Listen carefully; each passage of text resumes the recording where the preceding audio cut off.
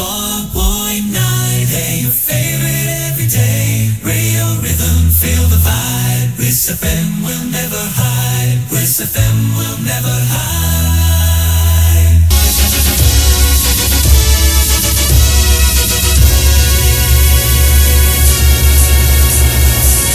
Keluarga besar TRSSNI, Persatuan Radio Siaran Swasta Nasional Indonesia. Radio RIS FM Pangandaran, anggota PRSSNI nomor 881, 1 Romawi 2000.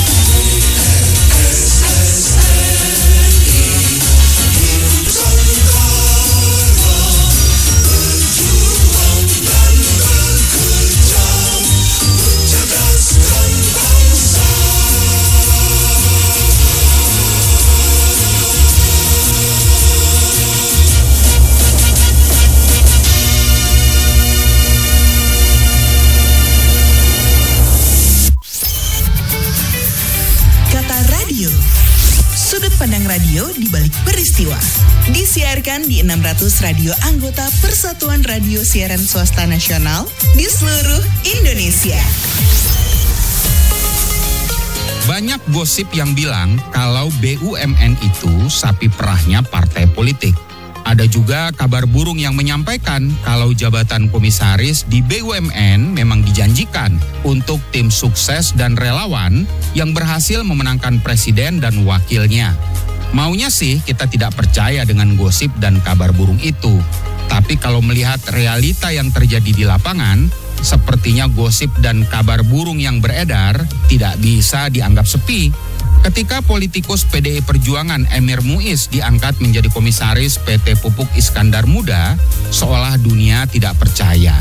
Kok bisa seorang terpidana kasus korupsi bisa menduduki jabatan komisaris di anak perusahaan BUMN? Dunia kembali tidak percaya ketika seorang musisi bernama Abdi Sleng ditunjuk menjadi komisaris dan wartawan musik Andre Sumual diangkat menjadi komisaris independen PT Perikanan Nusantara. Sulit bagi kita untuk mengabaikan hubungan antara jasa mereka berdua ketika memenangkan Jokowi dengan jabatan komisaris yang mereka terima.